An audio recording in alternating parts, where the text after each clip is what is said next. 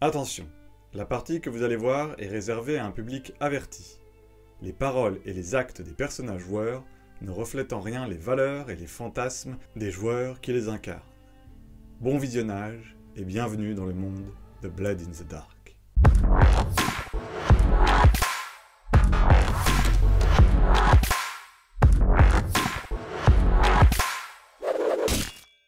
Bonsoir, bienvenue sur JDR Factory pour ce 3e épisode de Blade in the Dark avec la Burst Team. Nous avons laissé l'équipe de Jefta, de Aniel et de Guni après ce qu'on appelle dans Blade in the Dark les downtime, des moments où ils ont repris leurs forces, leurs esprits, un peu réduit leur stress, enquêté sur des potentielles futures missions. Ils nous en ont appris un peu plus sur leurs personnages.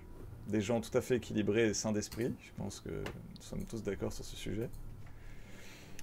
Et normalement, nous allons les retrouver pour leur nouveau coup. Ils avaient l'air, à moins que vous ayez changé d'avis, mais d'être partis pour essayer d'aller, expliquer que la vérité sur la lumière, c'est chez vous et c'est pas chez les mange-morts d'Evian.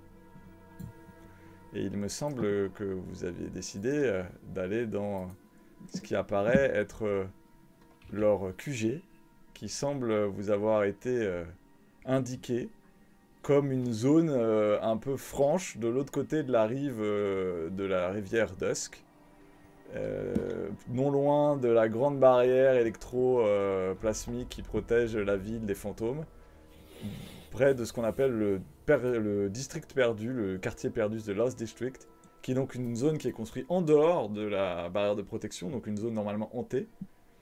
Mais il semblerait qu'il y ait une partie de ce quartier qui existe dans le côté protégé par la barrière électroplasmique. Et donc dans ce bout de quartier, il y aurait le QG des cherche-morts déviants.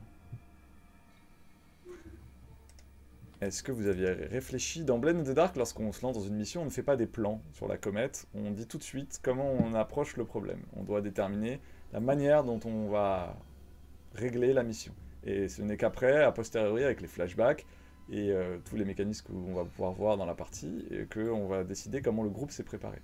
C'est pour ça d'ailleurs que votre équipement, vous le déterminez a posteriori, puisque vos personnages se sont préparés et ils sont plus à même que les joueurs de le faire correctement.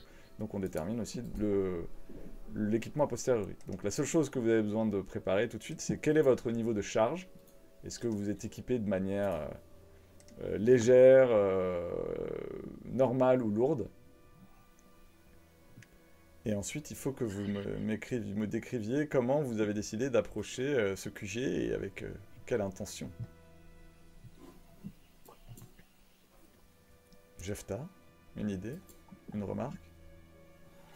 Je pense que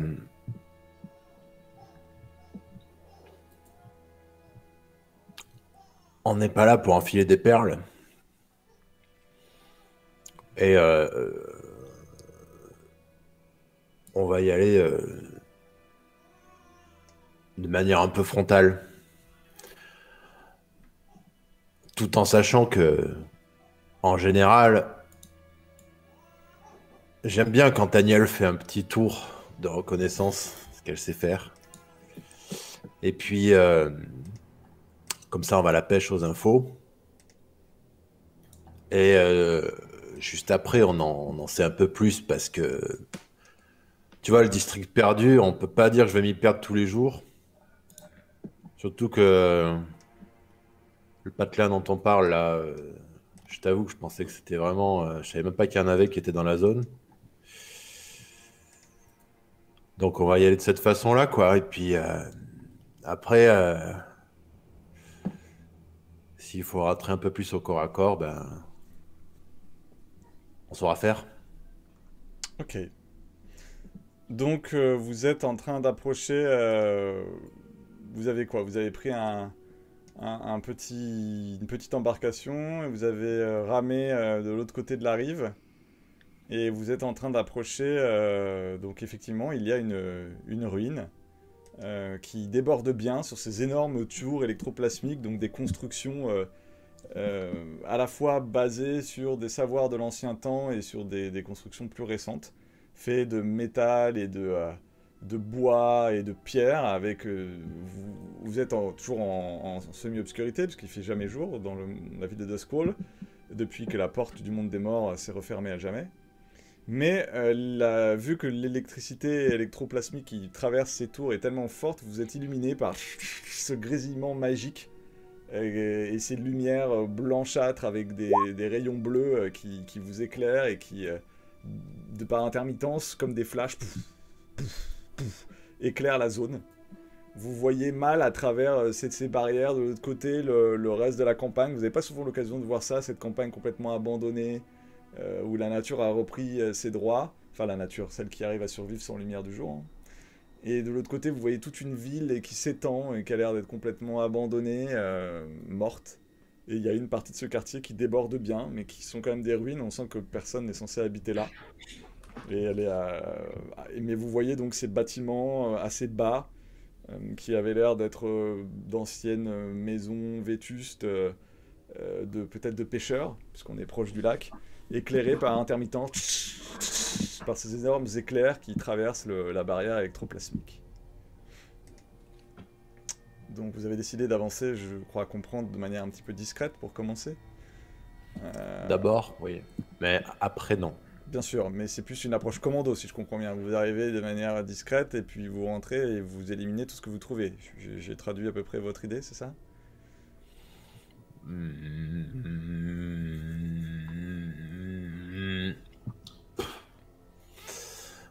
Ouais, c'est-à-dire que si Agnel passe devant, on a un peu plus d'infos, quoi. Oui, mais c'est ça l'idée, quoi. D'accord. Donc comme on commence la mission, vous allez me faire un premier jet qui est pour que je sache à peu près comment le début de cette mission commence. Et donc l'un d'entre vous va me faire un jet d'initiation pour commencer la mission. Et vous allez me lancer 2 dés. En fonction du résultat, je verrai quels sont les premiers dangers qui vous embêtent. 2d6? 2d6, oui.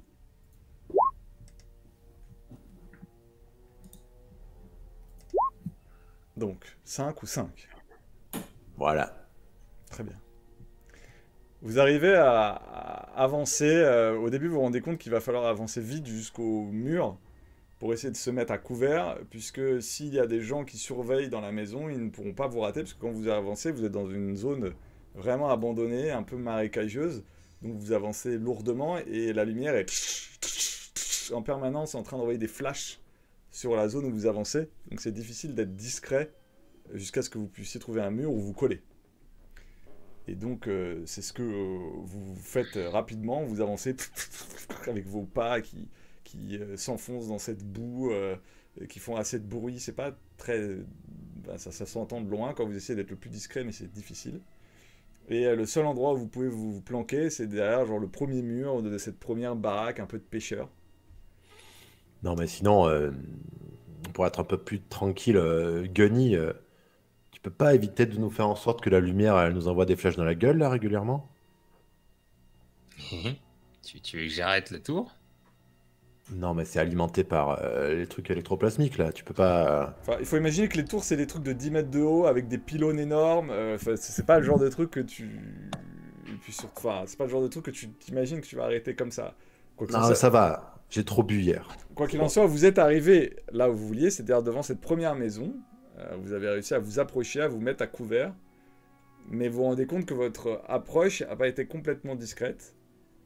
Et rapidement, dans une des baraques qui se trouve derrière, vous voyez une ombre, alors c'est peut-être à 10 mètres de vous, une ombre qui avait l'air d'être en train de faire quelque chose dans une sorte de vigie, qui avance la tête, vous entendez des bruits de bois qui grincent. Elle a l'air de scruter l'horizon, alors elle n'est pas en train de crier alerte ou quoi aux caisses, hein. Peut-être que c'est une créature bizarre du fleuve qui a fait ce bruit, elle n'en sait rien. Mais en tout cas, vous savez que vous êtes juste là au niveau du mur, et qu'elle n'est pas très loin, et que si vous bougez ou si vous faites trop de bruit, vous allez être très vite repéré. Pour l'instant, vous ne l'êtes là pas, mais vous êtes un peu bloqué derrière ce mur, caché, avec la lumière qui éclaire en permanence toute la zone qui est en fait un quartier de vieilles baraques abandonnées.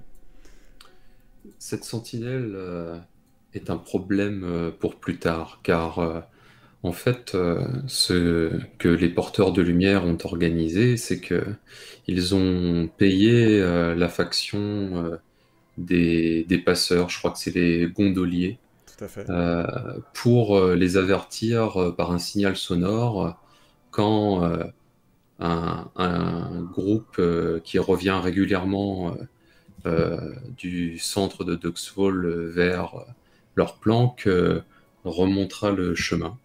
En général, ils évoluent par petits groupes et nous profiterons de ces piliers ectoplasmiques qui aveuglent pour leur tomber dessus et récupérer leur accoutrement. Ok. Donc, vous avez payé la guilde des gondoliers pour faire diversion, quoi. Mm. Ok. Donc, pour nous prévenir quand un groupe de cherche-morts revient. Alors, comme je disais, là, le problème, c'est que vous êtes derrière un mur et qu'il y a déjà un cherche-mort qui est sur sa vigie en train d'être attiré dans votre direction. Il sait pas très bien ce qu'il cherche, mais il a entendu des bruits.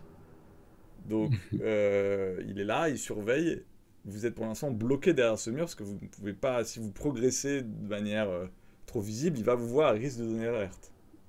Et Donc, pour l'instant, nous attendons un signal et on reste planqué. d'accord, mais les gondoliers, ça veut dire qu'ils sont allés eux aussi de ce côté-là de la rive. Pour vous indiquer, pour vous prévenir. Un signal sonore, ça peut porter assez loin, je suppose. Oui, mais eux-mêmes, ils doivent pouvoir voir ce qui se passe dans la ville, si tu veux, dans le quartier Mhm. pourri. Donc, Ok. ça veut dire que ils sont venus.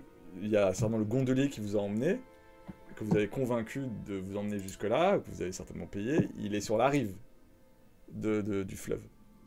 Donc, techniquement, lui, il a pu être vu par le cherche-mort. Est-ce que c'est Mhm. votre objectif qu'il soit vu et donc il attire l'attention du cherche-mort ailleurs que sur vous, ou votre idée c'était qu'il reste lui aussi complètement discret? Non, non, c'est pas plus mal qu'il se fasse voir. D'accord. Alors pour voir à quel point ce gondolier est talentueux, on va régler ça. Donc ce que tu m'appelles, c'est un flashback, hein, évidemment. On va voir comment Vous m'avez dit que tu l'as convaincu en le payant. C'est une bonne chose. C'est-à-dire que je vais vous retirer un point d'argent, mais je vais vous prendre aucun point de stress. Parce que vous avez payé. Donc puisque vous avez payé, c'est logique qu'avec ce point d'argent, vous avez payé ce gondolier. J'imagine qu'il y a Uriel avec vous, hein, par ailleurs. Oui.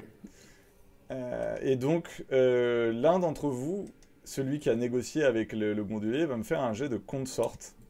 Alors peut-être que c'est en français, et donc en français ça va être ça va être côtoyer, un jet de côtoyer, qui vous voulez, et ça va permettre de voir à quel point le gondolier est efficace dans son travail, c'est-à-dire détourner l'attention, faire celui qui est peut-être en train de faire ses petites affaires, genre il a posé son bateau près de la rive, il est en train de recoudre un filet, ou de réparer sa rame, enfin de faire des trucs pour attirer l'attention en essayant d'avoir l'air non suspicieux.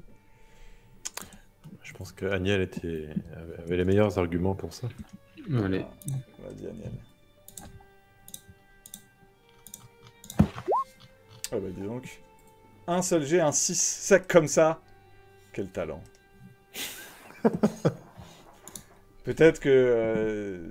Alors qui est ce gondolier ou cette gondolière? C'est quelqu'un que tu côtoies récemment ou c'est quelqu'un que tu as engagé pour la première fois? Elle s'appelle Célène et on se fréquente régulièrement. On a une passion commune pour les corneilles. D'accord. Donc c'est une femme de quoi? De jeune, vieille, entre deux? C'est une femme qui a à peu près le même âge qu'Aniel et qui a une passion pour les corneilles et puis les créatures empaillées. D'accord. Alors, effectivement, des oiseaux, à Duskwall, il n'y en a pas beaucoup. Il n'y a que des oiseaux de nuit, hein. La corneille, peut-être très bien ce que vous appelez une sorte de bizarre corbeau nocturne, hein. Et les animaux empaillés, oui, parce que tous ceux de l'ancien temps, ce sont des trésors. Dans le musée d'histoire naturelle de Duskwall, là, on trouve les anciens plein d'animaux empaillés, de comment c'était quand il y avait du soleil avant que la porte des morts se referme. Évidemment, avoir un animal empaillé, ça fascine beaucoup de gens dans Duskwall. Et donc, vous voyez, elle est là, elle a peut-être des cheveux rouquins un peu hirsutes. Elle est un peu bizarre. C'est une bonne gondolière, mais elle est un peu gauche dans ses mouvements, un petit peu dégingandée. Elle est là comme ça. Et elle murmure, ah, c'est pas possible. Ah, saleté, Et elle a l'air de jouer celle qui est empêtrée dans les sortes de vases, algues, et donc il n'arrive pas à débloquer son bateau. Et elle a l'air de le faire vachement bien. Hein. Ah, c'est pas possible. Peut-être que même elle s'est vraiment empêtrée dans les trucs. En tout cas, elle est là, genre. Et donc, clairement, vous sentez que la vigie cherche-mort déviante est attiré, il sait pas trop quoi penser, limite il doit peut-être se cacher un peu derrière son parapet pour pas être remarqué, mais en gros il voit cette espèce de gondolière qui lutte pour essayer de se décrocher de ce truc-là et elle ne fait plus trop attention à vous et à l'endroit où vous êtes, parce que vous êtes vraiment pas loin, juste en contrebas. Que faites-vous? Eh bien, comme nous l'avions prévu, maintenant, nous attendons que le signalement soit donné pour le groupe de cherche-morts sur qui nous allons tomber. Ok. Donc tu vois qu'elle est là, elle se trifouille, puis elle regarde autour d'elle. Elle a l'air d'être un petit peu dérangée comme ça. Puis d'un coup, elle se met à gueuler, elle fait « Eh vous là! Là-bas! Oh! Oui, vous là! Je sais pas qui vous êtes, j'en ai rien à foutre, mais venez m'aider!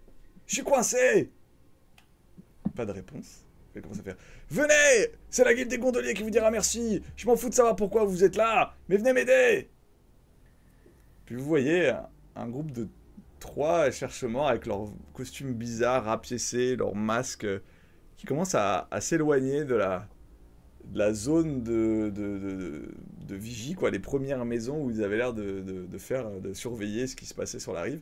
Et ils s'avancent en claudiquant, en se rapprochant de la rive vers Selene, qui a l'air de les attirer, et puis rapidement, en fait, ils vous tournent le dos, puisqu'ils sont en train de s'éloigner. Et en fait, nous, on n'a même pas besoin d'avoir des yeux sur eux, parce que dans le ciel, il y a une corneille noire qui fait des cercles autour de notre cible, et on peut comme ça progresser en étant caché par des bâtiments pour se rapprocher de notre proie, juste en regardant cette corneille qui marque la position de... Alors, cette corneille, c'est de quoi? C'est un corneille en animal? dessous. C'est un animal à toi? C'est l'animal de chasse entraîné Daniel. D'accord, donc c'est une corneille noire. Donc c'est cette espèce de... À quoi ça ressemble les corneilles noires de Duskwall, ces sortes d'oiseaux qui sont donc, bizarres parce qu'ils vivent sans besoin de lumière et... Donc c'est un oiseut avec de longues plumes noires et puis elle a une petite particularité, c'est que son bec fait une petite tache blanche dans la nuit et ses yeux, quand on les regarde de près, sont légèrement pourpres. D'accord. Et donc c'est un animal qui se nourrit Ça- de quoi? Des vers, de toutes les bébêtes Ouais, bizarres, omnivore et nécrophage, ouais. évidemment. Ça semble bien dans une ville où... comme Duskwall, tout à fait. Et donc, comme tu es une limier, l'archétype limier est livré avec un pet, quoi, globalement. Très bien. Donc, la corneille, et quoi, tu peux communiquer avec elle? C'est quoi ton rapport avec cette... C'est juste qu'elle est dressée et donc là, Si elle voit quelque chose, elle fait... comme ça, quoi. on peut revoir peut-être des scènes où la petite corneille qui s'appelle simplement sobrement Serre est sur une main gantée Daniel avec un des masques des cherche-morts qui a été récupéré durant la mission précédente et elle lui parle doucement. Voilà ta nouvelle proie, Serre. Tu sais quoi faire maintenant. Et Aniel fouille dans une poche un petit morceau de viande faisandée et puis il lui tend au bec. Tu sais quoi faire, hein, ma belle? Tu sais quoi faire. Ok. Donc, il y a la corneille qui tourne autour de vous. Il y a les 3 cherche-morts qui s'approchent. Vous savez pas trop pourquoi, mais en tout cas, enfin, pour quelles sont leurs intentions, mais s'approchent de Selene, qui lutte peut-être vrai ou faussement, difficile à dire avec la rive. Et donc, votre but, c'est quoi maintenant? C'est de... Bon, on leur tombe dessus. D'accord. Donc, c'est d'arriver dans le dos des 3 gars, quoi. C'est ça. Ok. Donc, qui est-ce qui initie Donc, encore une fois, il y a Uriela avec vous. Bah, on agit, on essaie d'agir de concert pour leur tomber dessus en même temps. Alors c'est sûrement Aniel qui va donner le go parce que c'est elle qui déclenche ce genre de joyeuseté en général. Mais on se regarde tous les trois et puis Aniel indique clairement celui qu'elle va prendre pour cible et on se déploie derrière eux, on leur tombe dessus. Ok. Alors, Jefta, tu t'y prends comment? Euh, Jefta, tout en sachant que, juste, j'aimerais avoir une précision, ils s'avancent, ils sont sortis de la maison et ils s'avancent vers La vers la rive, rive, quoi, tout en à fait, fait. hein. Vers la rive, attirés par les harangues de Mm. Sélène, et ils ont dépassé les maisons derrière laquelle vous êtes cachés, ils vous ont pas vu, ils vous tournent le dos, et ils sont en train maintenant de... Alors qu'avant, ils étaient derrière vous, dans les baraques, et que vous auriez potentiellement pu être grillés si vous étiez allé dans les petites ruelles entre les maisons. Là, ils sont descendus, sont sortis de la zone construite, et ils sont en train de s'éloigner, et ils vous tournent le dos. Alors, j'ai une petite question de règle. Mon talent meneur, il s'applique aussi à Aniel ou que à Uriel, en l'occurrence, par exemple, Meneur, cohorte, c'est spécifiquement pour gérer les les cohortes. PNJ. Là, en l'occurrence, Uriel. D'accord, ça marche. C'était juste pour Si ça. tu demandes des choses à faire par Uriel. Hmm, ok. Euh, non, mais je pense que comment comment comment va s'y prendre Jefta? Euh, je pense que en fait, elle va dire attends un peu, j'avais mis des trucs et de concert avec Agnel quand on a tracté avec les gondoliers. euh, il avait été entendu que la rive avait été piégée. Ok. Donc, c'est c'est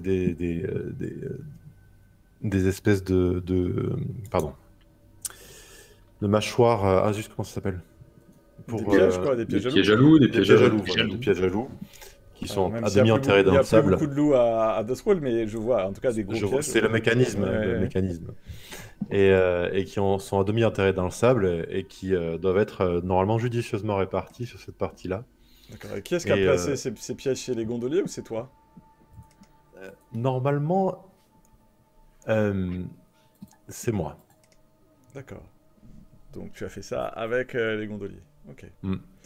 Donc comme ce sont des pièges, pour moi, tu vas me faire un jet de manœuvre. Parce que c'est quelque chose que tu as placé de manière un peu fine et tu vas me prendre un point de stress déjà pour ce magnifique flashback hein, où on te voit placer les pièges sortis du chapeau, mais c'est comme ça dans Blend the Dark, donc ça te coûte un point de stress. Risky. Non, pour le coup, c'est pas risqué, c'est plutôt assuré. Parce que là, avec tout ce que vous m'avez vendu comme préparation, vous savez où ils vont, vous savez pourquoi ils sont là, ils sont dans votre dos, ils font pas attention à vous, ils savent pas qu'il y a des pièges. Donc, non, c'est contrôlé là, clairement. Ah, Hmm. Ok. Donc, tu vois qu'ils ils s'avancent, les trois, et puis tout d'un coup, il y en a un qui s'arrête, qui fait. Chut, chut, chut. Puis ils ont l'air de montrer, ils ont l'air d'avoir vu tes pièges. Et donc, ils commencent à parler. Vous entendez pas parce qu'ils ont l'air de parler doucement. Aniel s'était mis en position en hauteur et voyant que c'est en train de mal tourner, elle va sauter sur le premier pour lui tomber dessus avec l'âme dehors, quoi. Ok. Donc, tu vois, alors, t'es obligé en fait ils sont plus contre le mur, hein, ils sont près de la rive. Donc, tu peux tout à fait les prendre par derrière, hein, courir dans le dos et faire ce que tu veux me faire. C'est juste que si tu montes sur une maison, ils sont trop loin pour que tu leur sautes dessus. Mais il y a pas de souci. Tu Hmm, peux être arrivé ok. derrière et placer ton coup de couteau. Tu vas me faire un jet de rôder.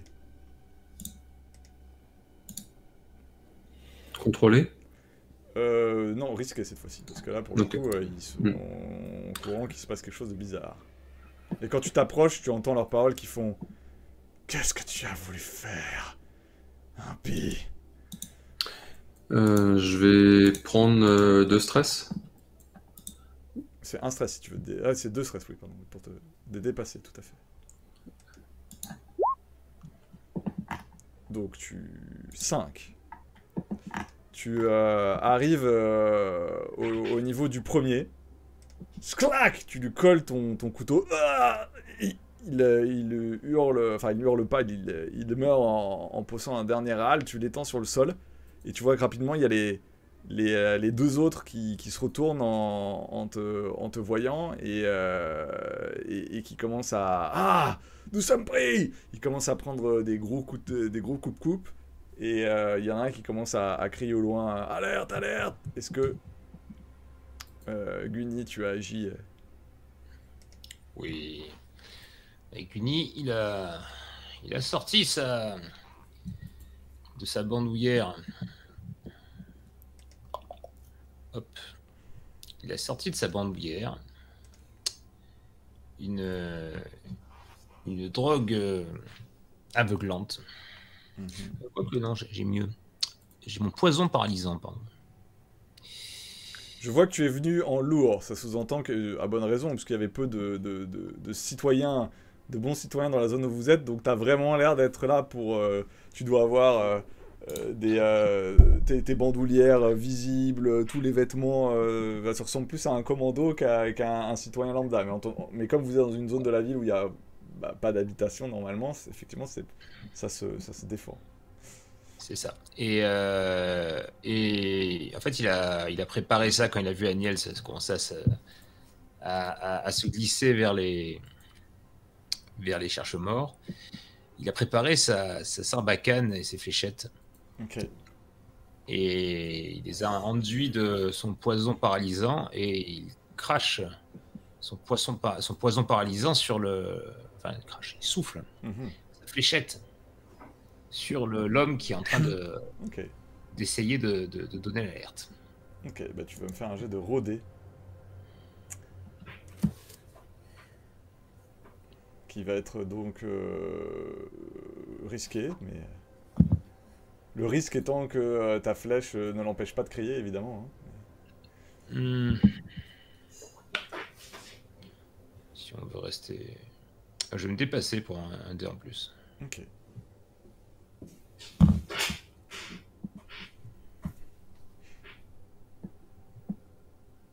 Donc risqué. Effet normal. Ouais. Tout à fait. Et un des bonus.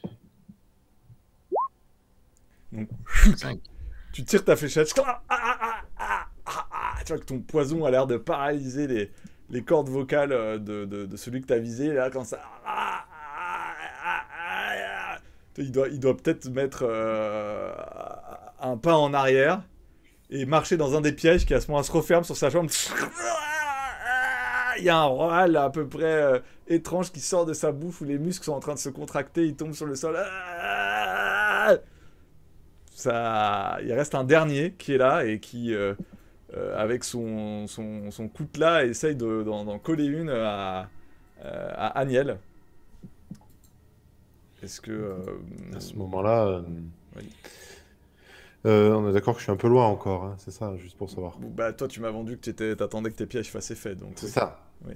Donc à ce moment-là... Maintenant il reste Uriel, qui lui peut avoir... Non mais Uriel c'est possible qu'il soit près de moi. D'accord. Donc je pense pas qu'il ait été un peu plus près au contact. Donc à ce moment-là, Jefta, qui elle aussi est venue pas mal harnacher, sort de sous sa veste une lame fine et qu'elle projette d'un bras et qu'elle essaie d'intercepter l'assaillant au vol, en visant notamment la gorge. Ok. Qui lui semble un point intéressant d'impact. Très bien. Bah écoute, tu vas me faire un jet de combattre et pour le coup risqué puisque tu t'interposes.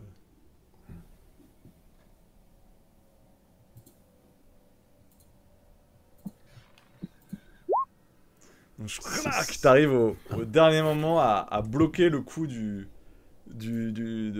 coutelas, tu te retrouves au contact avec lui, les mains en l'air, tu ne l'as pas blessé, hein, parce que là, le truc c'était vraiment juste d'empêcher qu'Aniel se prenne un coup. C'était un lancer, hein, je sais pas si c'était clair. Mais... Ok. Ah, d'accord, ok. Mais écoute, t'as lancé ta lame qui a dû alors rebondir sur la lame de le Koutla. T'as Tling qui a dévié le Koutla. Et donc, le Koutla va mourir à côté d'Aniel, la ratant. Mais comme ton objectif c'était surtout de protéger Alien et pas de. Je crois qu'il avait dit qu'il voulait le viser à la gorge. Après, c'est pas si mal, hein, j'ai peut-être raté mon coup. Ça me va aussi. Non, t'as pas raté ton coup. Pour le coup, tu as protégé Aniel de. C'était l'objectif, c'est vrai. Voilà. Donc ça me va. Ok. Donc, Aniel, tu te retrouves face au. Là, par contre, vous ne pouvez pas l'empêcher. T'as une ouverture pour essayer de le finir, mais tu peux. J'imagine que tu le finis. Oui. Donc, tu vois, il t'arrête, tu rentres dedans, tu lui colles le couteau, mais tu peux pas l'empêcher d'avoir crié alerte, alerte, pendant que tu le surines et tu le termines. Et vous savez que les cris ont retenti. Il y a Célène qui fait qu'est-ce qu'on fait? Qu'est-ce qui se passe là? Rentre maintenant, tu as servi. La suite est pour nous. Moi, je me servirais encore bien d'elle si on avait plus de temps. Et Aniel pousse les corps dans l'eau en retirant les masques et en les jetant à ses comparses. Ok. Donc ça prend du temps quand même de retirer. Ah, tu prends juste les masques, tu prends pas les vêtements? Non, juste les masques. D'accord. Donc quand tu retires les masques, tu vois qu'ils ont tous le visage scarifié, avec des tatouages étranges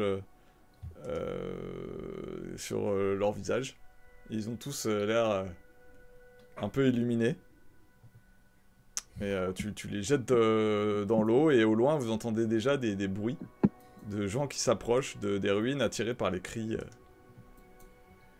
Qu'est-ce que vous faites? Les masques sont pas pour Aniel qui va, elle, retourner se cacher. Elle va laisser ses compagnons enfiler ses masques et tenter de poursuivre la supercherie prévue. Et peut-être de détourner leur attention juste ce qu'il faut pour pouvoir avoir l'initiative sur le groupe qui vient en renfort. Ok. Tu parles de la supercherie que vous prévoyez avec les masques, c'est ça? Tout à fait. Ouais. Donc vous avez à peine le temps, Jefta et Gunny, de mettre les masques. Vous vous rendez bien compte que vous n'avez absolument pas l'accoutrement qui va avec, mais vous avez les masques, en tout cas sur la tête. Si, on est quand même un peu équipé. Oui, mais vous n'avez pas les vêtements des cherche-morts.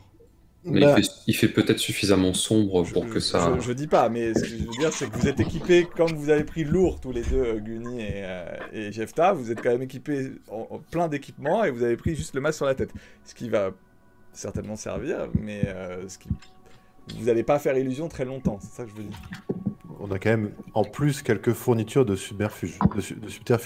C'est-à-dire? Eh bien, effectivement, on est équipé un peu plus lourd que prévu, mais on a un peu copié l'accoutrement parce qu'on savait que ça risquait d'être compliqué de s'habiller intégralement. Mais on a fait en sorte d'avoir à peu près le même genre de parure qu'avaient les mange-morts déviants, parce que c'est des choses qui font potentiellement partie de mes capacités et qui ont été prévues.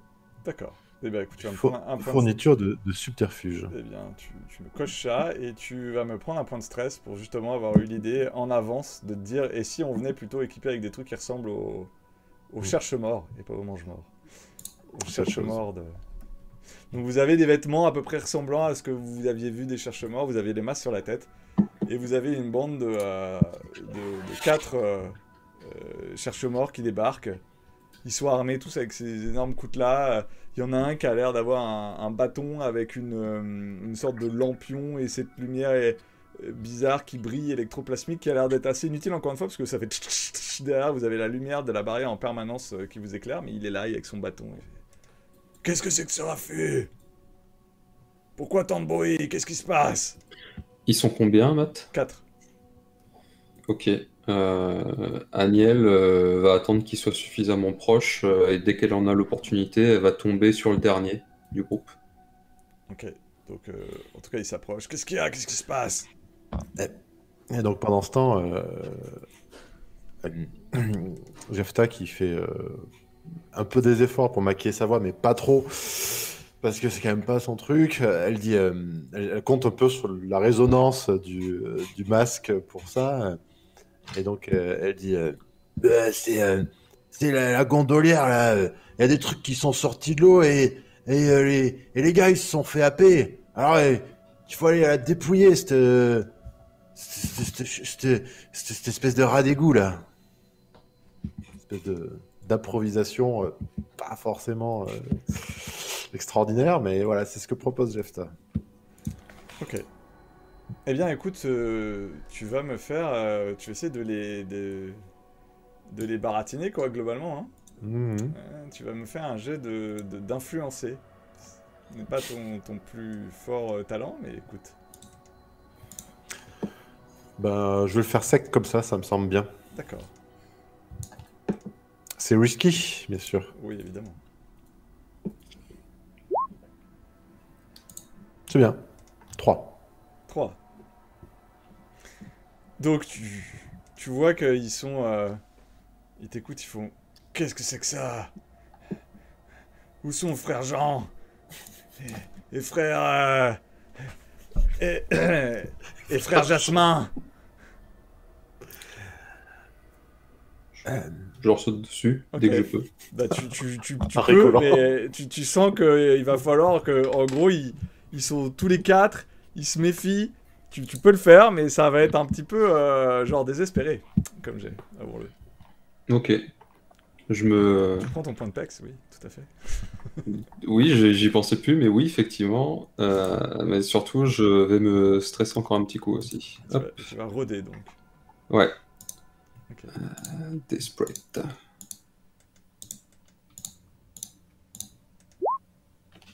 Oh. Écoute, Not good. tu arrives sur eux en essayant de les suriner. Tu vois que celui qui a le bâton te voit arriver et tu vois qu'il te met un revers. Tu sens le truc qui t'arrive en pleine gueule. Tu manges ou Donc là, je peux faire prouesse pour pas manger, c'est ça? par exemple. Euh, Pour réduire l'efficacité du truc. Ouais. Mais du coup, concrètement, j'ai toujours intérêt à tenter prouesse, non? Ça dépend si tu veux économiser tes points de stress, mais tant que t'en as, Ah, parce que. t'as pas de raison. Oui, parce que tu vas lancer ton score de prouesse, et le score que tu vas faire, donc 2D, puisque t'as 2 en prouesse, et ton score de prouesse, le meilleur jet va être réduit à 6 points de stress. Donc si tu fais 1, tu vas te prendre 5 points de stress. D'accord, ok. Donc. Non, je vais manger, je pense. Tu vas manger. Ouais. Donc, bam, tu te prends le truc en pleine poire, tu tombes par terre, t'es un peu sonné, c'est-à-dire tu es en train de reprendre des.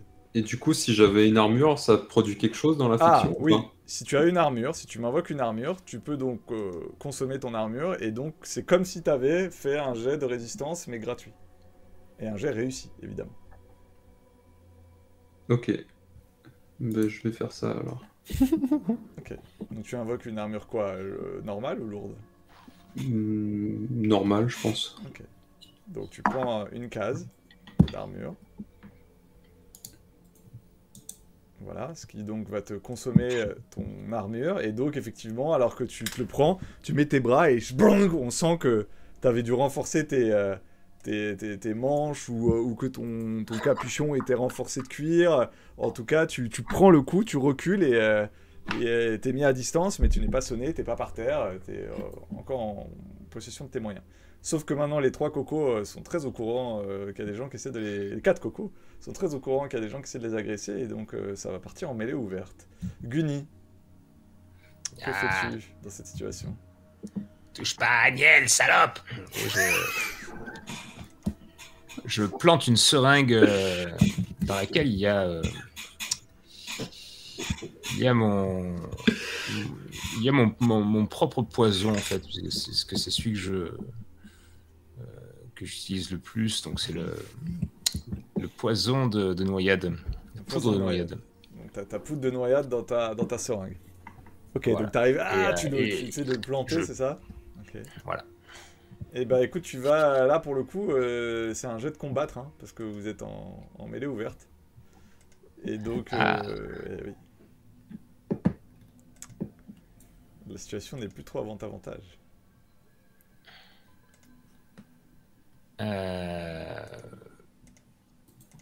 Alors rappelle-moi, parce que je n'ai rien en combattre. Bah tu vas lancer 2d6 et tu vas prendre le moins bon. À moins que à moins que tu te dépasses en dépensant 2 points de stress pour au moins avoir un dé. Ouais, on va prendre un dé. Ok.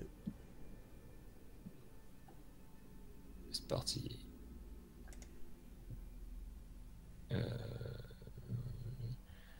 Risqué, normal, un dé. 4. 4. Donc c'était ce qu'on appelle un succès mitigé. Donc t'arrives avec ton... Ah, ta seringue, tu lui plantes dessus, tu vois que le poison va mettre du temps à agir, c'est pas instantané.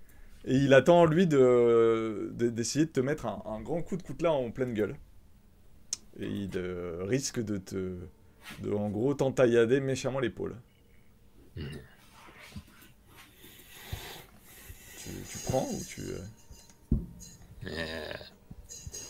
Mais c'est que... C'est que... Comment t'essayes d'empêcher cela? Ouais.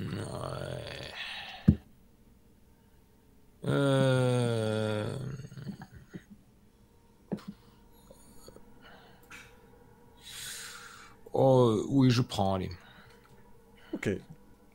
Donc, tu prends dans ton épaule le grand coup de lame, ce qui donc va te faire une belle entaille que tu vas pouvoir noter dans ta case de blessure de deuxième rang. Tu vas pouvoir me marquer entaille à l'épaule. Donc tu auras moins un dé à tous tes jets lorsque tu risques d'avoir besoin de te servir de ton bras ou que la douleur peut te gêner ou ce genre de choses.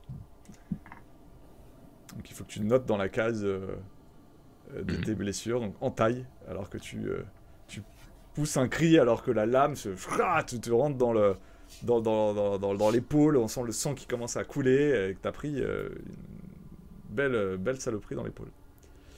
Ok, Jefta. Jefta, à ce moment-là, elle dit approche frontale, c'est mieux.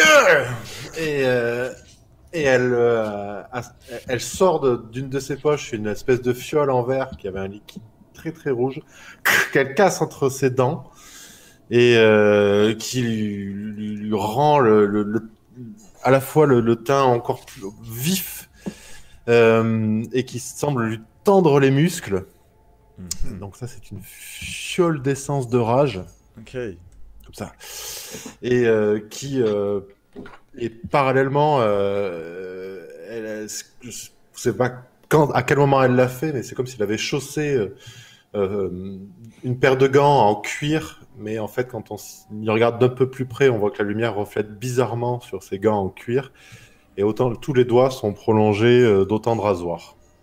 Okay. Et à ce moment-là, elle se jette sur le premier littéralement comme un chat sauvage électrique et tente de lui arracher le visage.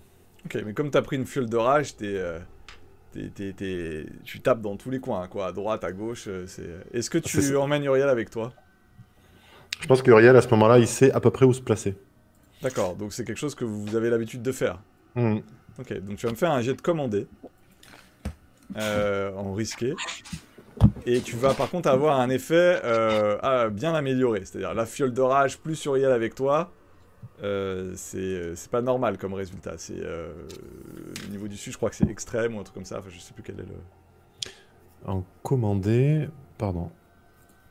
En risqué. Et je vais cramer deux stress quand même. Okay. Je vais me surpasser. Très bien. Ça me semble approprié. Tu es en train de hurler, il y a Uriel qui sait quand tu es dans cette état-là ce qu'il faut faire. Donc tu peux effectivement avoir un résultat. Donc effet extrême, hein, c'est ça que tu voilà, c'est quoi les autres effets? Rappelle-moi en français. Normal, limité, important, extrême, nul. Ok. Non, mais comme tu as pris une fiole de rage et que vous êtes à deux, oui, tu vas me faire extrême comme résultat. Dé de bonus 1 du coup, hein, vu que j'ai cramé 2 stress. Donc, t'arrives dedans, t'en slash un, t'en slash le deuxième, tu vois qu'Uriel, blam, tabasse le quatrième.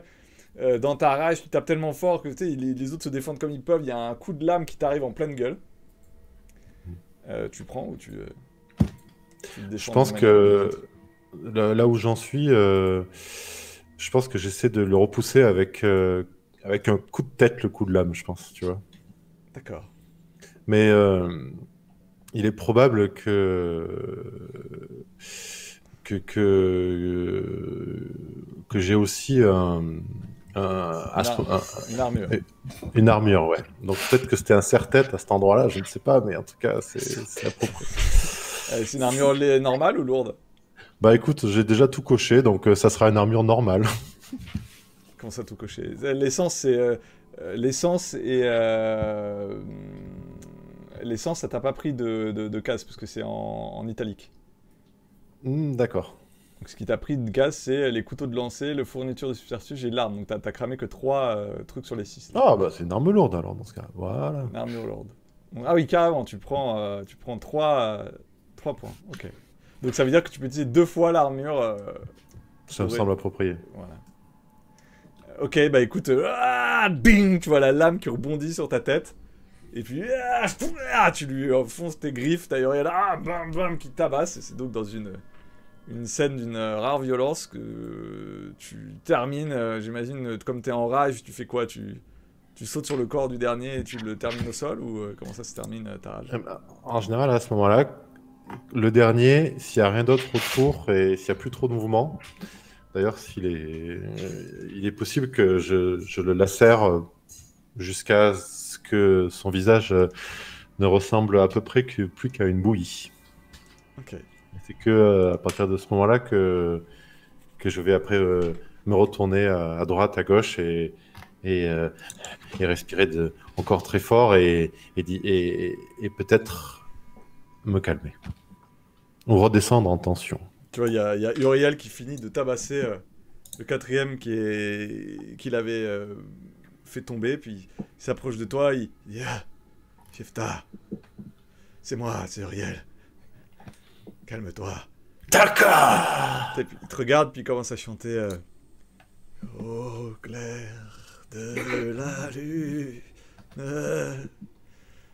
mon ami, frérot. Et quand elle entend ça, Jefta, elle a les yeux qui étaient à moitié révulsés, et puis il y a 2 larmes qui tombent de ses yeux et qui dit Maman. Prête-moi de la thune. Moi aussi j'en veux. Uriel, Ouais. c'est bon. Ça va, je suis là. Il te prend, il te relève comme ça et... mais donc tu t'es bien lâché sur ce coup-là. Ouais, en même temps, il fallait finir ce qu'on avait commencé. Et tu vois, ces histoires de pièges là, je savais que ça allait mal se goupiller quoi. Il faut y arriver comme ça, il faut tout déchirer. Comme ça que ça se passe. Ça En va, fait- tu vois, il va vers toi, Gwynny. Ça va?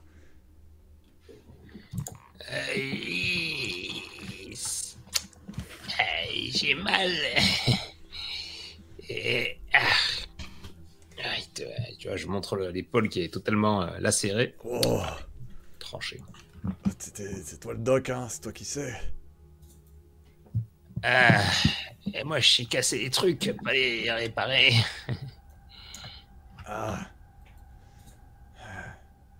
Tu vois, il essaie de te soutenir pour essayer de t'amener contre le mur de là où vous étiez tout à l'heure. Et il se gratte la tête, il prend un vieux chiffon, il te fait plus ou moins un truc. Je suis pas sûr que ce soit très efficace ni très safe au niveau. Tu vois, il est un peu pourri son petit. C'est comme ça qu'on fait. Ouais, c'est très bien. Et tu vois, s'il faut que je me coupe le bras, je saurais le faire. Mais bon, j'espère qu'on va pas me couper le bras, quoi. T'as une douleur lancinante, mais peut-être que toutes les drogues que t'as l'habitude d'ingérer ou de travailler te passent dans ton système et tu sens que la douleur est là, mais t'arrives presque à... Alors, elle sera là, elle va te gêner, mais t'arrives à te concentrer et peut-être que toutes ces substances au fond de toi te permettent de garder le cap, de rester debout, malgré tout. Un peu de douleur, c'est bon, un peu de douleur. Ça veut dire qu'on est vivant, Guinée. Oui. Bon, mais de toute façon, t'inquiète, au pire, je t'amènerai au doc, j'en connais un, il me doit un truc, la dernière fois que j'y suis allé. Ah, ils ont tous des noms de requins, ils s'appellent Dancy. Mais bon, qu'est-ce que tu veux que je te dise vu les poissons qu'il y a dans le quartier, bon, il saura trop coudre, hein, de toute façon. Pas fort? Ouais, c'est bien net, hein. En même temps, il vaut mieux que ce soit net que dégueulasse. Moi, ce que j'en sais, quand c'est dégueulasse, ça récupère pas très bien, quoi. Bon, et maintenant, on fait quoi, là? Parce que on a étendu 7 gars, là, et on était censé faire quoi, maintenant? Bah, fou dans l'eau, déjà. Ok. Alors, vous allez prendre les 4 suivants, les mettre dans l'eau. Vous pouvez prendre, si vous voulez, des vêtements sur eux. Personne n'a l'air de réagir. En tout cas, il n'y a personne d'autre n'arrive pour le moment. Puis on va peut-être faire un tour dans la bicoque. Ouais, ou les bicoques, parce que bon, ils vous montrent comme ça, il y a plusieurs maisons qui sont là, c'est quand même un bout de quartier, quoi. On va peut-être essayer de trouver... Je sais pas, ils doivent bien avoir des ressources quelque part, quoi, on n'est pas venu là pour rien. Bah non. On va faire un petit tour. Bon bah, allons-y alors. Comment vous y prenez? Qu'est-ce que vous cherchez particulièrement? Pourquoi vous faites attention? Je pense que Aniel ouvre la marche et fait des signes au reste du groupe avec la corneille, en fait. La corneille, c'est le point à pas dépasser, et puis elle fait avancer sa corneille régulièrement quand elle, au fur et à mesure qu'elle-même progresse jusqu'à la bâtisse qu'elles ont repérée. Ok. J'imagine tu reprends ton couteau, Jefta, parce que c'est quand même la seule arme que t'as, semble-t-il. Non, t'as tes lames sur les mains. Mais je reprends le couteau que je lançais, bien sûr. Ok. De toute façon, Ah oui, c'est ça, arme ou outil effrayant, c'est ça tes lames, d'accord. ouais. C'est ça que t'as invoqué. En tant qu'écorcheur, tu as le droit à une arme ou un outil effrayant, et tu m'as pris donc tes espèces de gants... C'est une société... Ouais, c'est un ami à moi qui s'appelle Edouard. D'accord. Très bien. Eh bien, écoute, la corneille vole, elle ne te fait aucun bruit, elle n'a pas l'air d'avoir repéré... En tout cas, elle vous fait aucun signe lorsque vous approchez des maisons. Et il y en a plusieurs, il doit y en avoir peut-être une dizaine, qui sont en très mauvais état, complètement délabrés, qui sont non loin des énormes tours qui grésillent. Et tu regardes dans la première, tu vois qu'il y a peut-être une petite couche, de quoi faire un feu. C'est là où il y avait les gars qui faisaient la vigie. Tu regardes, il y a une porte qui n'a pas l'air de s'être emmerdée à particulièrement fermer une des portes. Vous ouvrez, vous voyez qu'il a l'air d'avoir un lit, genre des sacs de couchage. Rien qui a l'air d'être particulièrement intéressant à cet endroit-là, mais vous voyez qu'il y a un peu plus loin une plus grande maison qui est entourée par les autres petites, qui a la porte qui est grande ouverte. Vous dites c'est peut-être par là que les quatre sont sortis quand ils ont entendu tous les bruits. Il y a moyen de monter à un étage dans cette baraque ou pas? Oui, tu peux effectivement, parce que comme je dis, il y a une vigie, c'est qu'il y avait un étage supplémentaire. La porte que tu as ouverte, c'est là où il y a les sacs de couchage. Vous voyez que tu vois que c'est une maison qui est abandonnée depuis des dizaines et des dizaines d'années, donc il n'y a plus rien, c'est vraiment un taudis, quoi. C'est même plus un squat, quoi, tellement ça a été abandonné. Et là, on trouve quelqu'un qui a fait un petit feu, un ou deux sacs de couchage, et tu vois qu'il y a un escalier, mais qui est en tellement mauvais état qu'en gros il est cassé, il y a un trou dans le plafond de dessus, il y a carrément une corde, et tu comprends qu'en gros c'est avec la corde que tu montes jusqu'à l'étage où tu dois monter, puis tu arrives à l'étage du dessus difficilement, et tu vois que c'est l'endroit où il y avait la vigie avec la fenêtre sur un... Quand tu poses le pied sur le plancher, il grince, il est vraiment... t'es juste à la limite de l'endroit qui te tenait encore à peu près. Et tu vois qu'il est... t'as suffisamment de plancher pour donner sur une fenêtre, celle qui donnait sur le fleuve, justement. D'accord, mais pas de trace de la vigie non plus. Bah, la vigie, elle est descendue, quoi. D'accord, ok.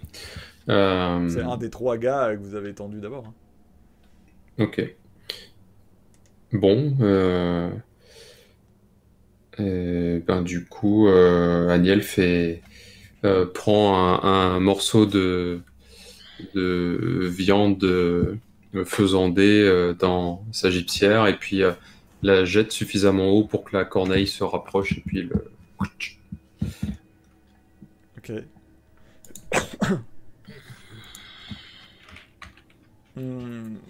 Donc que faites-vous ensuite? Ah, tu vois, Uriel, bon, je sais pas ce qu'on est venu chercher, mais ce que je sais, c'est qu'on va le trouver, quoi. Ouais, mais bon, si l'oracle nous a dit de venir là, c'est qu'il y a une raison, hein. Ouais. Déjà, il faut qu'on porte la lumière du culte des porteurs de la lumière. C'est quand même des sacrés déviants. Eux, là. Ouais, mais c'est bizarre, je comprends pas. Enfin, qu'ils deviennent fous, qu'est-ce qu'ils viennent foutre là, quoi? Ben justement, déjà, ils voulaient des cadavres. Ouais, mais là, il y a pas de cimetière, enfin, je veux dire... Ben, il n'y a pas de cimetière. On n'en sait rien. Il y a peut-être des trucs dans leur cabane, là. À moins que... Peut-être. Mais à moins que c'est le fait qu'on soit très près de la zone qui les intéresse. Je sais pas, moi. Aniel va prendre la position de la vigie qui était occupée par le déviant précédent pendant que Jefta et les autres réfléchissent à la prochaine marche à suivre. Bah écoute, j'imagine que tu scannes les alentours Ouais. pour essayer de voir s'il y a d'autres cherche-morts, d'autres membres du gang qui traînent encore, ce Ouais. genre de choses. hein. Et puis Serre fait régulièrement le tour de la bâtisse aussi, quoi. Ok. Bah écoute, tu vas me faire un jet de surveiller. Alors, surveiller, c'est Hunt ou pas? C'est le 3 de... alors, Surveille, surveille, ok. ouais. Ouais, ça roule. Je suis en quoi? Risky? C'est pas du risqué, c'est des jets d'information, donc c'est... Ok. 3. Donc. Non, c'est juste que tu as... S'il y avait des informations, je te donne le minimum, quoi. C'est ça que ça veut dire. Ok. Tu vois donc, c'est l'endroit où tu étais bien placé pour voir le fleuve. Ils avaient bien choisi leur zone. Tu regardes autour de toi, tu n'as pas trop accès à la fenêtre qui est à l'opposé, parce qu'il y a vraiment le trou. Hein. Tu es obligé de t'approcher, de tendre l'oreille, de regarder. Ta corneille, au bout d'un moment, se pose au-dessus du toit du bâtiment, du grand bâtiment avec la porte ouverte. Mais il semble y avoir aucun mouvement, pas de bruit, les tours font leurs éclairs, la ville de Duskwall a l'air bien loin, avec certes ces lumières un peu vacillantes, mais néanmoins des lumières avec de la vie, dans cet endroit-là qui a l'air complètement mort. De l'autre côté de la paroi, tu vois vraiment une sorte de quartier qui s'étend de l'autre côté de l'énorme champ électroplasmique. Mais là, vous êtes tout à l'heure d'être particulièrement silencieux. Ok.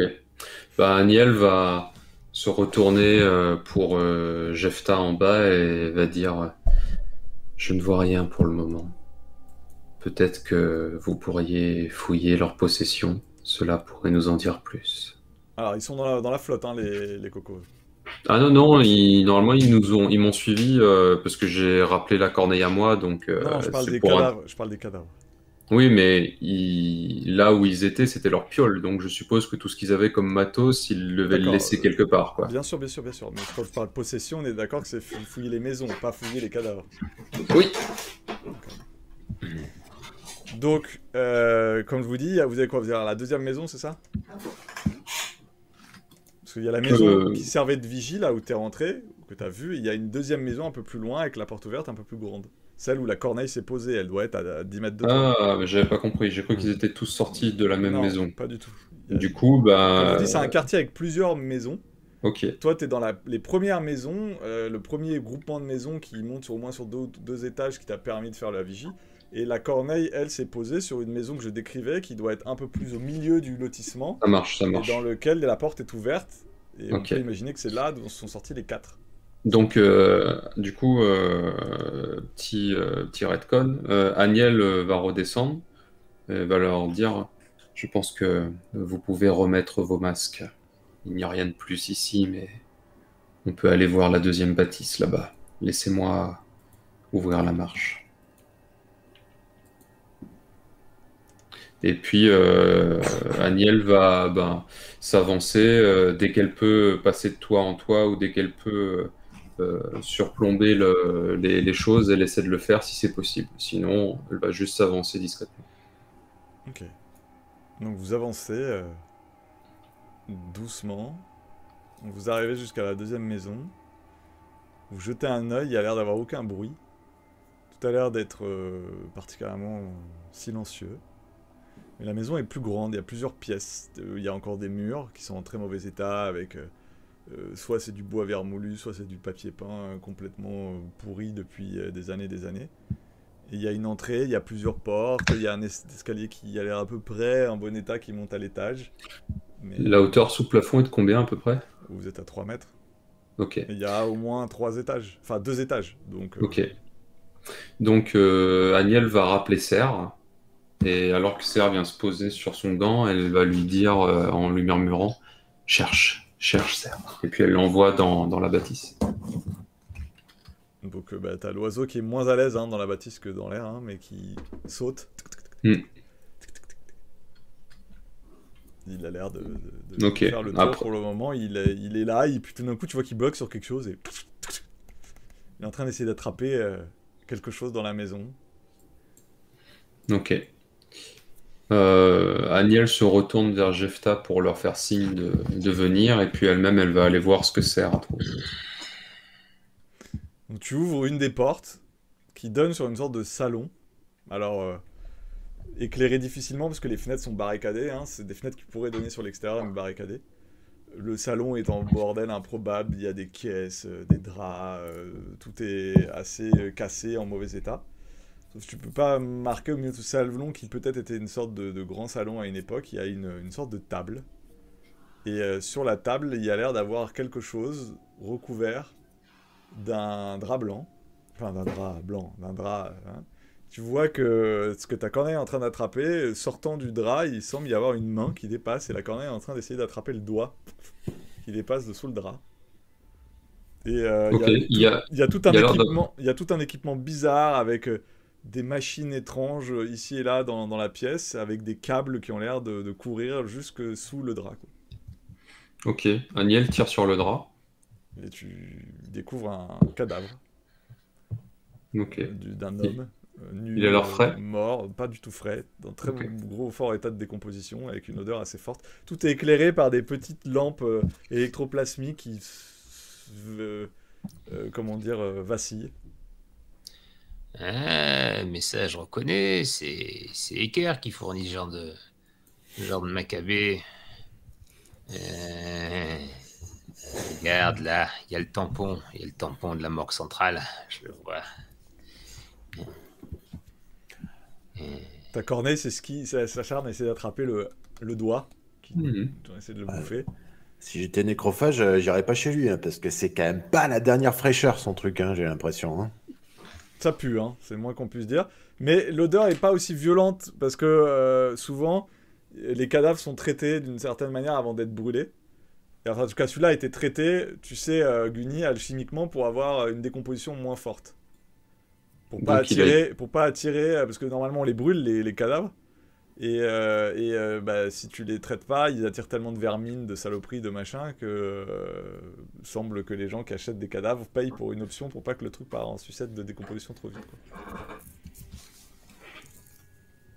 Et donc on utilise différents produits alchimiques à base évidemment d'électroplasme, donc de sang de démon, hein, pour maintenir un semblant de maintien de chair, alors que le truc est bien mort, hein, ça y a aucun souci là-dessus.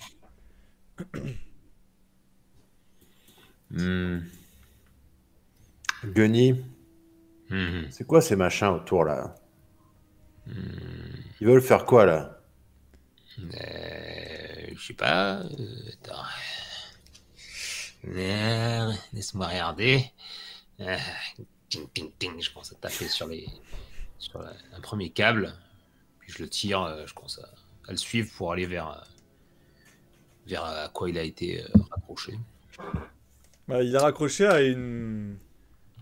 Alors, fais-moi un jet d'étudier. Et puis, Voilà. je te dirai en détail ce que tu trouves. Oui. Oui. Étudions.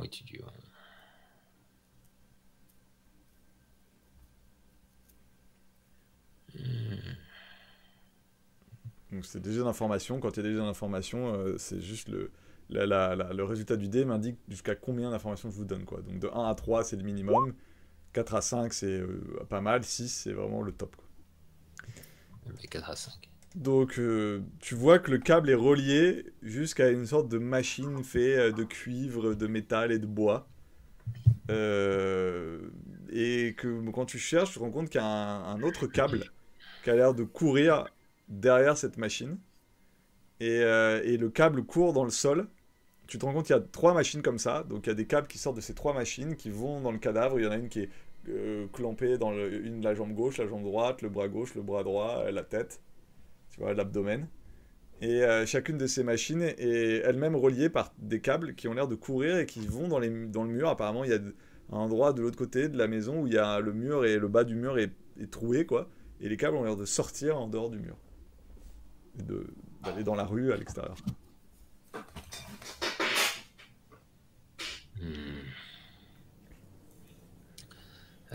Faut suivre la piste. On va suivre les câbles et ils vont nous ramener aux autres cherche-morts. On va y crever. Et voilà. Et Par contre, vous avez jamais vu ce type d'appareil bizarre. Jamais vous avez vu ces trucs. Ça a une forme étrange avec du cuivre, des matériaux que vous ne voyez plus aujourd'hui. Et ça fait un peu relique de l'ancien temps, quoi, quand vous voyez ces...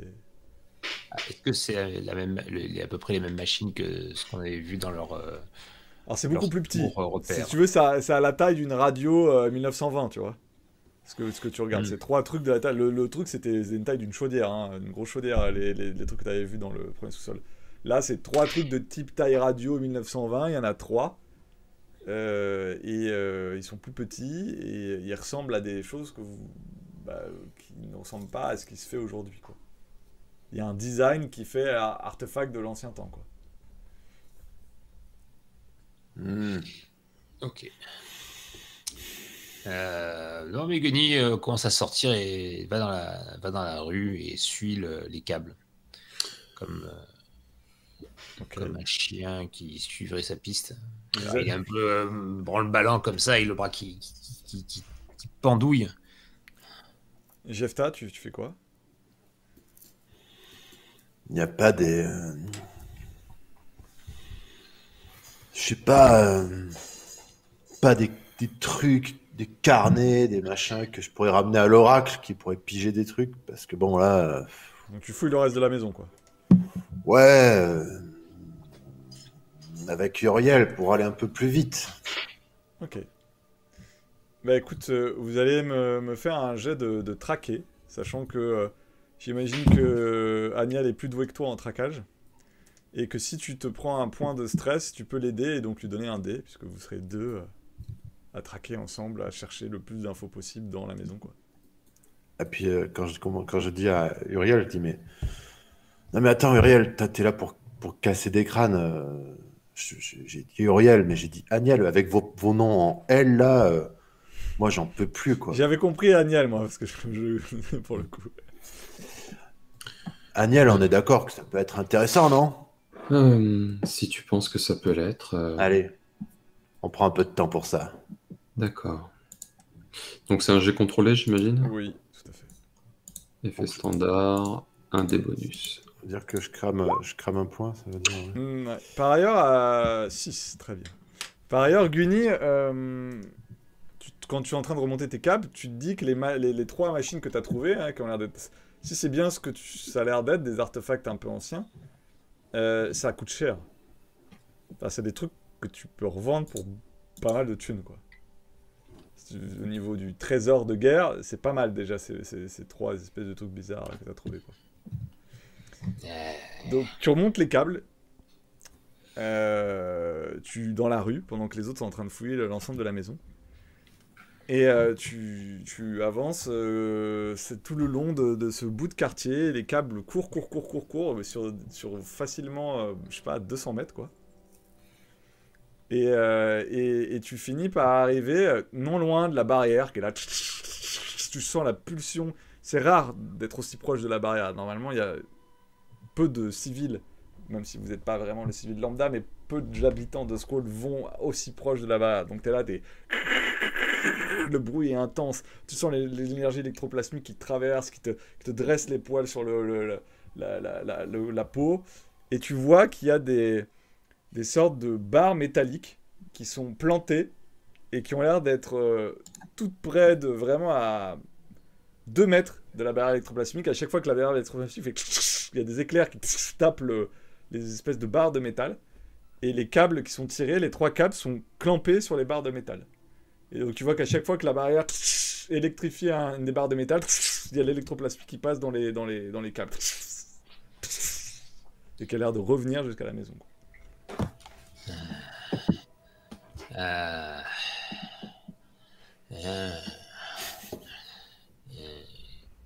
Et donc, pour que la machine elle soit bien, il faut que je prenne aussi ça, peut-être.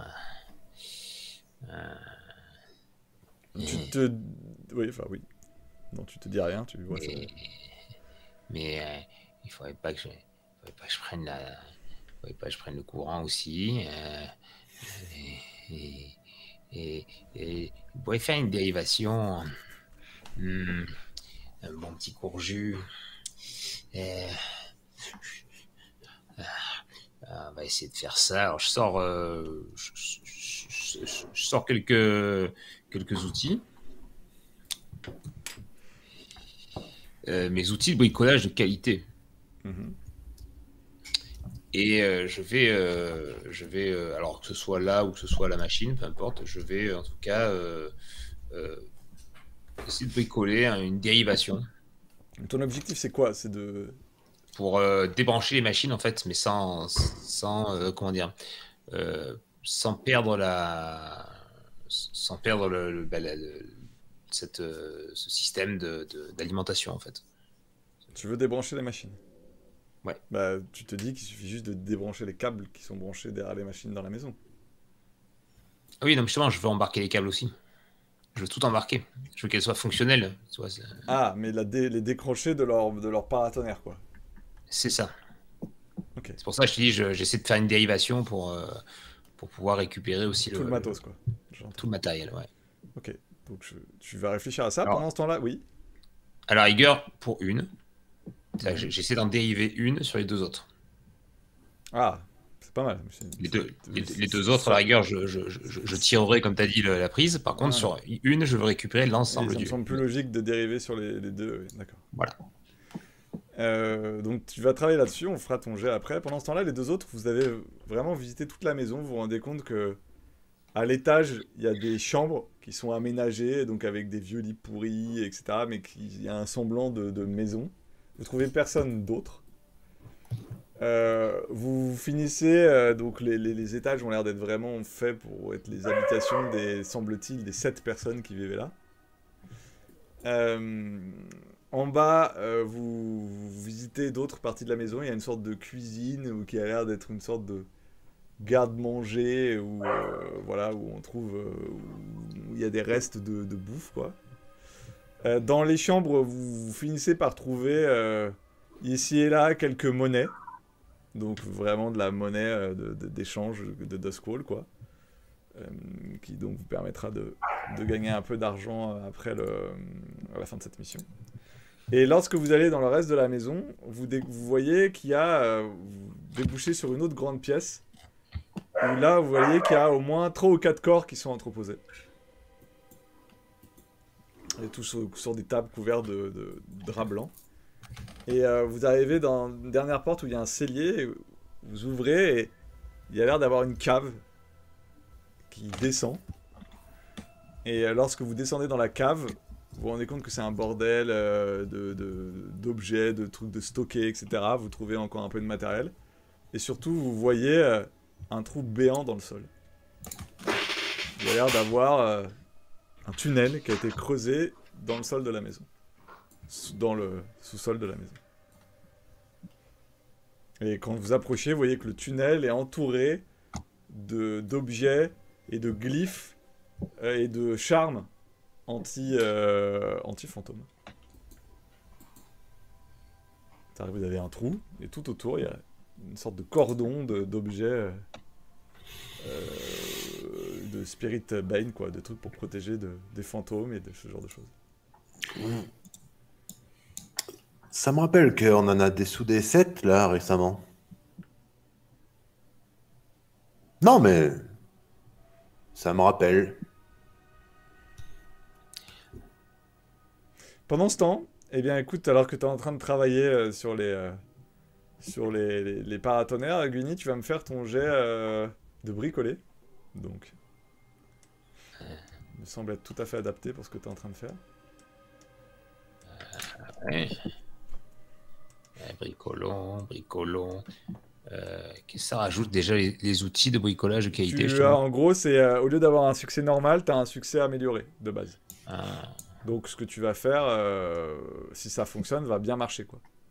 Maintenant, c'est quand même risqué parce que bah, tu peux te prendre des coups de jus, il peut y arriver plein de choses quand on bidouille un truc qui est connecté aux barrières électroplasmiques. 6. Magnifique. Donc tu arrives parfaitement à détourner en clampant le câble avec les deux autres. Tu vois que l'électricité part dans les deux autres, tu manques de te faire électrocuter mais tu prends rien. Le deuxième, tu arrives à le décrocher. Et tu te retrouves avec un câble parfaitement décroché. Les 3 paratonnerres conduisent l'énergie dans les câbles des deux autres. Tu vas remonter ton câble, tu vas pouvoir le tirer, tu vas pouvoir décrocher les 2 autres machines et te retrouver donc avec du matériel que tu peux entièrement démonter si c'est ton objectif. Enfin, en tout cas, il y a toujours 2 machines qui peuvent être connectées à l'énergie si tu remets les câbles. Et il y en a une qui est complètement safe et décrochée, quoi. Parfait. Et donc les 2 autres. J'imagine que à ce moment-là, vous remontez de votre Est-ce côté que- de la maison. Est-ce qu'on peut éclairer un peu ce qu'il y a dans le tunnel ou pas? Tu vas regarder, tu vois que le tunnel a l'air de s'enfoncer profondément et loin. Enfin, il y a une sorte d'échelle qui a été posée, tu vois que ça descend sur 2 mètres. Et après, il y a une sorte de galerie, de tunnel qui est creusé dans le sol où il faut marcher un peu à 4 pattes et qui a l'air de s'enfoncer en ligne droite dans la direction de la barrière. Je vais aller voir. Ok. Tu commences à t'avancer. Tu te mets à 4 pattes, t'avances. Tu te rends compte que le tunnel est long. Genre, c'est noir et t'arrives pas à voir la fin. Même quand t'éclaires, ça éclaire le tunnel à peut-être 5-6 mètres. Et puis tu vois que ça se perd après. Et le tunnel a l'air d'être très long et de foncer tout droit en direction de la barrière électroplasmique qui entoure la ville. Ok, et la progression, c'est accroupi ou il faut être à 4 pattes ou il faut carrément ramper? Non, c'est à 4 pattes. Ok. À ce moment-là, tu entends une voix derrière. Agnel, Oui.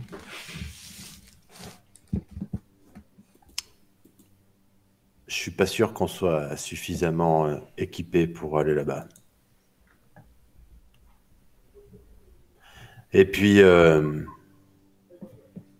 coup de se faire pister par les fantômes, on a déjà donné, je crois qu'on a déjà perdu quelqu'un. Et dans un boyau comme ça, je suis pas sûr que ce soit hyper intéressant. Les symboles de protection contre les fantômes ne protègent peut-être pas de ce qui vient du tunnel, en effet. Comme tu veux. Est-ce que nous avons fini? Je pense que on reviendra plus tard. Ce trou-là, on va le camoufler. On va masquer l'entrée. Et puis on va dire que le lieu a changé de propriétaire, peut-être. Disons que pour qu'il soit clair qu'il ait changé de propriétaire, il faudrait des gens pour l'occuper. Certes. Est-ce que tu veux que je m'en occupe? Tu peux faire ça. Pendant un temps. Je pense que je préfère te savoir en train de t'affairer à ça plutôt que être de l'autre côté avec je sais pas quoi. Remonte. On a déjà assez donné. Très bien. Et donc Aniel rebrousse chemin et revient dans la maison. Donc vous revenez au rez-de-chaussée, j'imagine, vous quittez la cave et donc vous tombez sur Gunny qui est là avec ses câbles. T'as trouvé des trucs? Et j'ai une machine pour la ramener. C'est bien. Très l'oracle. Et s'il y a des fantômes pas loin, on va pouvoir faire des trucs. Tu crois que tu vas te faire des trucs avec ton transistor électronique, là? Et Tu vas faire quoi? C'est un truc entre l'oracle et moi, ça.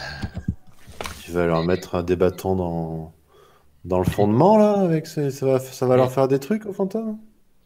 Et je sais pas, on va essayer. On va essayer. Mais il faut la porter, il faut la transporter. Uriel, Ouais. rends-toi utile. Parce que c'est bien gentil de suriner les mecs et tout, mais toi, t'es gros, t'es grand, t'es fort. Tu vas porter la machine. Ouais, tu sais qu'il t'écoute à moitié, il a le regard, la porte ouverte, il regarde la rive, tu sais, comme ça. Qu'est-ce qu'il faut faire? Prends la machine. Il faut se dépêcher parce que ils vont pas rester noyés longtemps, les noyés là. Non, mais ça tombe bien. On replie. Ok. Donc tu prends un de ces machines bizarres, c'est ça? Une plutôt. Et Uriel en prend une, moi j'en débranche une, j'en prends une autre. Ok, donc avec les câbles, les machins, les machines, vous commencez à sortir et vous avez prévu quoi pour repartir? Vous avez quoi, un signal pour appeler Séléné? Ou Célène, pardon. Célène, ouais. Ouais, tout à fait. Je pense que Aniel va monter en haut d'une des bâtisses sur le toit et puis en direction de la berge où le son se propage très loin parce qu'il n'y a pas de mur pour le bloquer. Elle va prendre un petit tapot et puis siffler 3 fois de suite.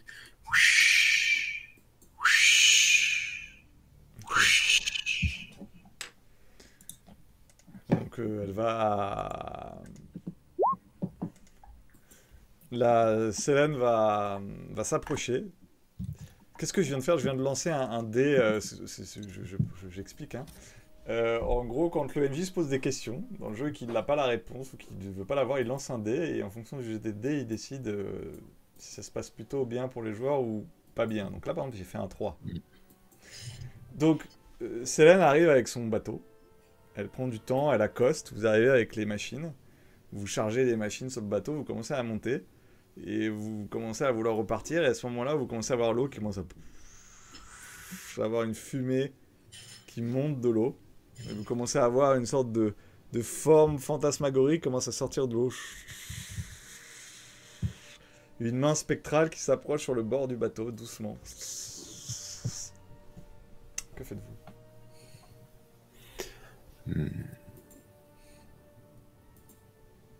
Ouais. Ça, heureusement, c'était prévu. À ce moment-là, Jefta sort d'une de ses dernières poches une petite pierre qui s'appelle une petite pierre avec une toute petite croix pour ceux qui sont proches, luisante. Et ça s'appelle une encre à esprit. Ok. Et, euh, et elle fait ce qu'on lui a dit de faire, c'est-à-dire qu'elle ne connaît pas grand-chose, mais elle marmonne un petit mot à l'usage des porteurs de lumière et elle la laisse tomber au fond de l'eau. Est-ce que les autres, vous faites quelque chose pour aider à ce rituel, pour essayer de retenir les esprits avant qu'ils montent sur le bateau et essayent de faire des choses pas très agréables?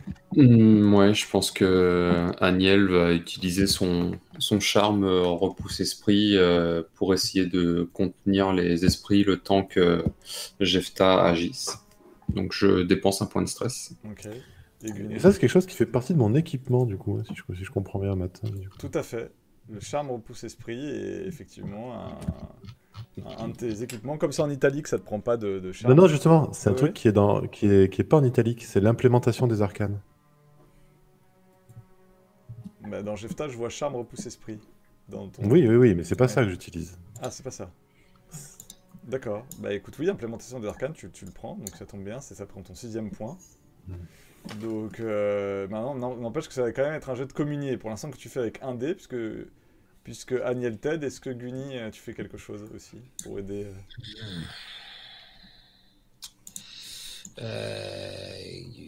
Guni. Guni aussi, il a l'implémentation des arcanes. Donc il va utiliser en fait un petit un petit boîtier qu'il a bricolé en fait en préparation. Donc j'utilise un stress pour faire un flashback. Et dans lequel il a mis, et qui ressemble en fait à une sorte d'horloge, enfin pas d'horloge, de montre à gousset, tu vois, mais un peu grosse quoi, elle fait quand même comme ça la montre. Hein. Et derrière, il y a effectivement une petite manivelle à papillon pour la remonter. Et tout de suite, dès qu'il voit le fantôme, voilà, il commence à sortir ça, à le remonter.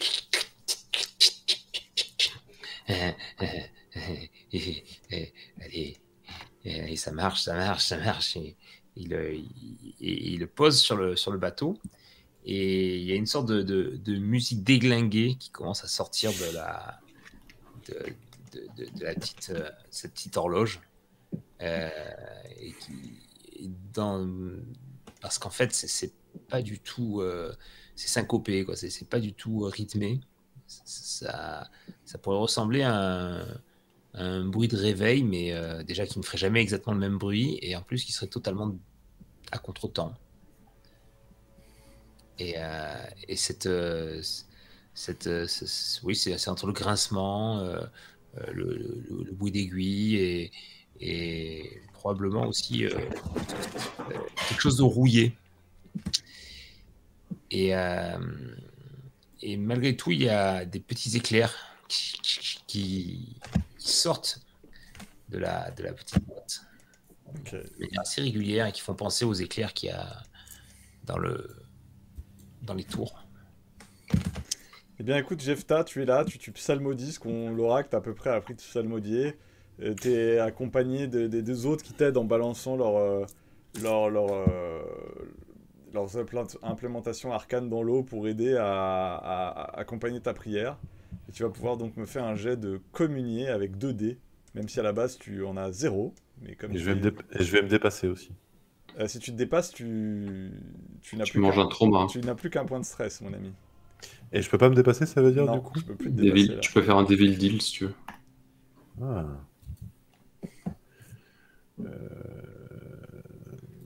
Tu peux faire un marché avec le diable pour Qu'est-ce avoir que un le dé diable... plus. Qu'est-ce que le diable me propose? Qu'est-ce que le diable te propose? Écoute, le diable te propose que comme vous êtes là, vous avez pris du temps à démarcher, tout ça, etc. Il faut savoir que dans la ville de Duskwall, lorsque quelqu'un meurt, il y a une sorte de cloche mystique qui existe dans le bastion des cherche-morts, les normaux, les non-déviants, Et en gros, quand quelqu'un meurt, la cloche résonne. Et donc, il y a toujours des brigades de cherche-morts qui sont partout comment dire, en patrouille dans la ville, parce qu'il faut trouver les morts. Quand il y en a, il faut rapidement capturer l'âme de celui qui est mort, le ramener, puis le dissoudre, tu vois. Là, il y a quand même eu 7 morts. Autant dire que on est dans une zone où il y a un fleuve, et c'est quand même un endroit où régulièrement on balance des cadavres. Vous n'êtes pas les seuls à le faire. Donc c'est pas un endroit où les patrouilles de cherche-morts sont rares. Donc comme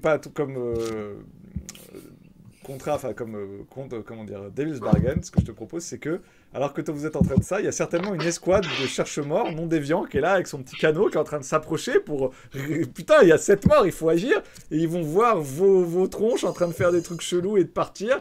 Et donc, vous allez clairement commencer à déclencher la suspicion des cherche-morts sur votre gang, quoi. C'est quoi ces 3 cocos qui ça Qui ils sont Vous allez peut-être pouvoir les esquiver, mais ils risquent de vous voir. Enfin bon, en gros, vous allez commencer à attirer l'attention des cherche-morts. Ça me semble très bien. D'accord. Qui, en plus, j'imagine, devaient être très intéressés pour retrouver les déviants de leur propre ordre. Donc, autant dire que, vu que ça fait plusieurs fois que vous traînez avec eux, vous allez commencer à développer une suspicion pas très dont on se passerait bien de la part des cherche-morts. Je suis bien content d'avoir proposé ça, donc j'espère que je vais réussir donc maintenant, t'as 3D et tu vas me faire que des 3. C'est ça.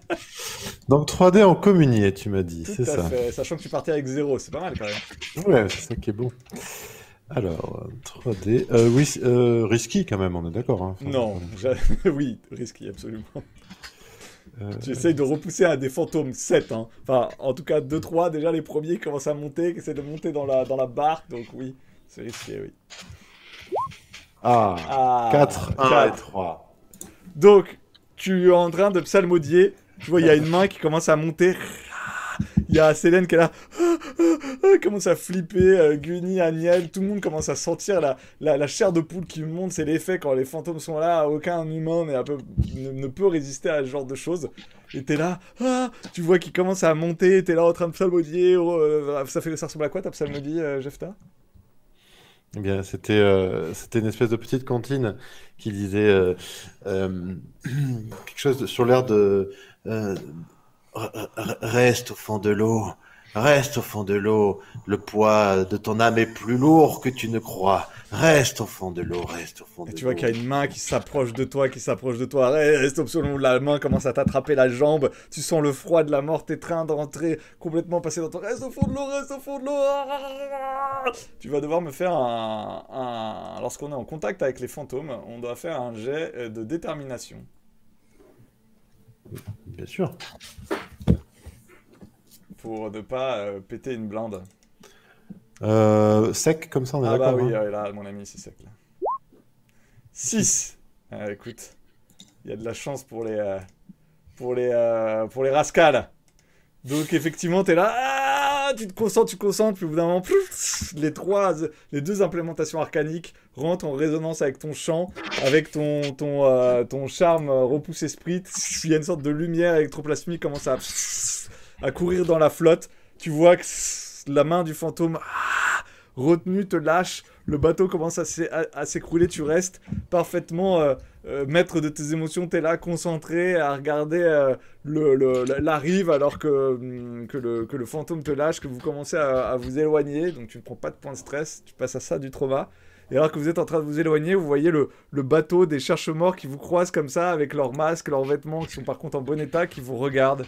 Et ils vous regardent tous les 3. Ils voient Gunny avec sa tronche quand même très remarquable. Ils voient Jefta où t'es comme ça sur le bateau avec les yeux écarquillés, concentrés. Peut-être qu'Anel est moins remarqué, mais on va dire que vous êtes quand même clairement identifiés par les cherche-morts, alors qu'ils ont autre chose à faire que de faire les flics à un volo. Ils foncent vers les 7 morts qui sont en train de se lever de la flotte. Et vous voyez qu'ils sont en train de sortir crochets, ils sortent des crochets électroplasmiques pour avancer et essayer en gros de soumettre les fantômes et les ramener pour les dissoudre.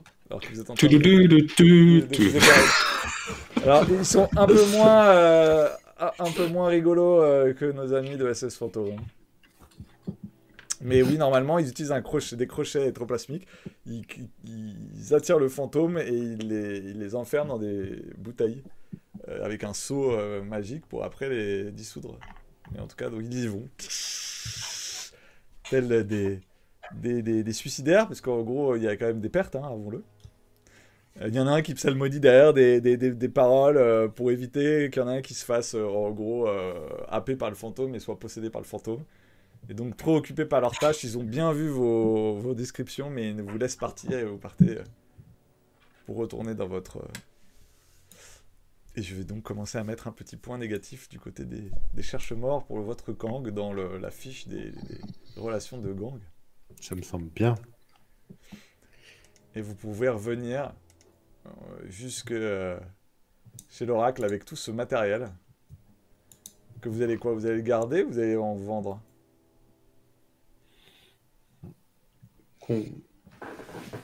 Qu'est-ce que Gunny veut faire? Il les vend pour la thune ou il va vouloir les garder pour les étudier, pour faire des trucs avec? Il y en a un qu'on peut... Oui, il y en a un que je vais vendre. Et je vends pour pièces. J'en tirerai beaucoup plus cher. Et je vais vendre toutes les pièces. Il y a celui que je peux entièrement donc utiliser puisque j'ai toutes les pièces. Je vais l'étudier. Et le troisième, je vais le garder. Je vais le garder pour l'instant. On va le garder en réserve. Voilà, je le mets dans. Je vais peut-être me servir des pièces de cet outil-là pour faire des gadgets qui pourraient me servir. Ok. Écoutez, en tout cas, ça va vous ramener 4 points de trésor. Donc ça peut être un chacun et un de plus que vous pouvez mettre soit dans la banque de votre gang, soit le mettre chez l'un d'entre vous. Ça va vous rapporter 4 points de trésor. Et on finit la mission à cet endroit-là. Et normalement, le cycle de Blade Dark fait qu'on va retourner au downtime et qu'on voit ce que vous faites avec ce que vous avez trouvé. Vous allez trouver de nouvelles missions avec votre gang, et ainsi de suite, et ainsi de suite. Et les relations avec les différents clans et groupes de pression dans la ville augmentent. Et puis il y a plein de questions. Qu'est-ce que vous pourriez faire avec un trou qui mène de l'autre côté dans la ville morte? Est-ce que vous allez essayer de trouver un moyen de nourrir votre oracle? Est-ce que vous allez voir gagner plus d'argent ou plus de territoire avec votre gang? De nombreuses choses. On pourrait jouer longtemps comme ça. Mais écoutez, toutes les bonnes choses ont une fin. Je ne suppose. Je ne sais pas. On verra. Je ne sais pas ce que la Burst Team voudra faire dans les semaines à venir. En tout cas, merci d'avoir joué. Merci à ceux qui regardent la vidéo. Et à une prochaine.